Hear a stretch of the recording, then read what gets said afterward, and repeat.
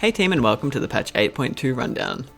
In this video we're going to go over everything that's coming to WoW in the next major content update, in a quick, easy to consume format.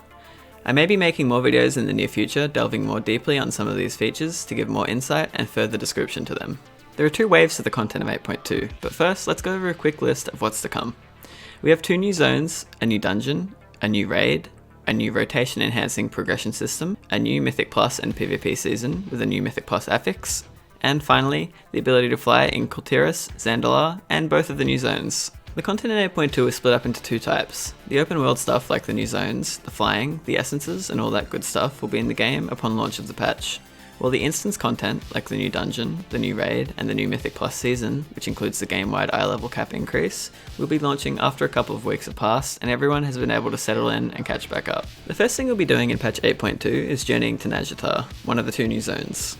All we have to do to gain access to this zone is be level 120 and have unlocked world quests. No war campaign progress needed. Nazjatar will be the primary location for the continuation of the story and the war campaign, and is home to 2 new reputations, one for each faction. It includes a system of catch-up gearing called Benthic Gear, which will be rewarded from drops, quests, and vendors.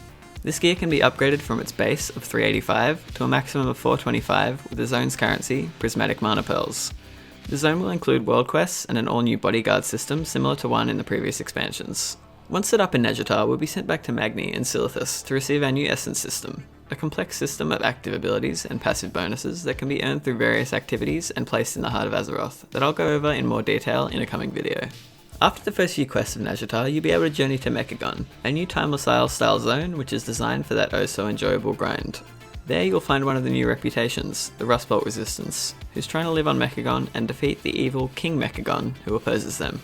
One of the main systems in Mechagon is Junkyard Tinkering, which will have you collecting parts from across the zone in order to bring them back and assemble various goodies including toys, a customizable trinket, and the customizable X995 Mechanocat mount, which you can get in various colours.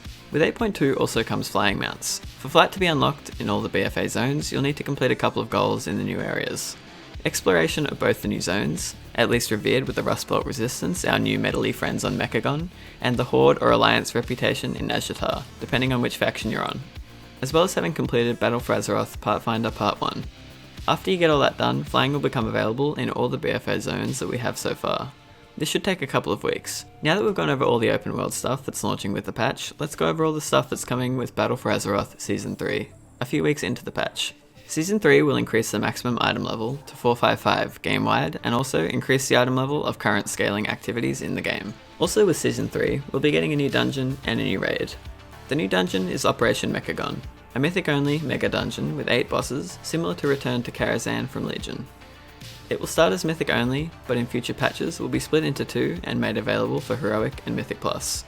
Located in Mechagon, it will see us fighting King Mechagon and will contain 415 eye level gear with a chance at 430 Azerat helmets. The new raid is the Eternal Palace, an 8-boss raid culminating in the Heroes of Azeroth taking on Queen Azshara herself, and is located in Nazjatar in 4 different difficulties. I'll show the item levels on screen so you can see what we're in for. Finally, the new Mythic Plus season will bring with it a new affix for Mythic Plus 10 and above, Beguiling. This will introduce new enemies into the dungeons similar to Infested from Season 1, and they come in 3 different types. Firstly, the Enchanted Emissary, which will have an aura that causes nearby allies to reflect 200% of the damage dealt to them back to the attacker. It can be knocked away with attacks and other knockbacks, and will eventually teleport out if it remains in combat long enough. The idea with this one is to get it out of the pack and kill the rest. Secondly, the Void Touched Emissary, which will cast a spell that deals 50% of the target's max health and will hit anyone within line of sight and within 60 yards.